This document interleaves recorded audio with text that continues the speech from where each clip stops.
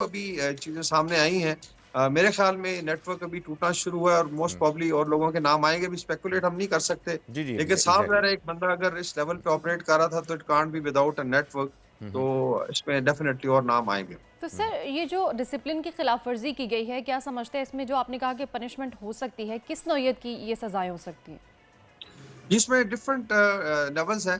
जैसा मैं आप थोड़ा रिमाइंड कराऊँ कि एक पहले डीजीआई थे उनको एक ऑब्जर्वेशन थी, उन्होंने एक बुक लिखी थी एक हुँ। इंडियन रॉ चीफ के साथ मिलके जी, और बिल्कुल। उसमें कुछ ऑब्जर्वेशन तो उनको फिर आपके लिए रिप्रिमांड किया गया हुँ, था। हुँ। उनको यानी कोई उनका ट्रायल उस तरीके से नहीं हुआ था, तो एक तो समरी डिस्पोज़ल हो गया। हुँ, हुँ। तो हुँ, यहाँ पे चूँकि अभी जो स्पेशली पोस्ट रिटायरमेंट चार्जेज़ हैं, जो प्री रिटायरमेंट है वो तो क्रिमिनल ऑफेंस लगता है हुँ, हुँ। जिसमें इंटरफेरेंस है कॉर्पोरेट सेक्टर में या किसी हाउसिंग सोसाइटी में, वो भी definitely hmm, hmm. Nobody allows that. Hmm, hmm. लेकिन पोस्ट रिटायरमेंट जो चीज़ें सामने आ रही हैं उसमें वन इज़ जो है पॉलिटिकल इंटरफेरेंस है जो हुँ। उन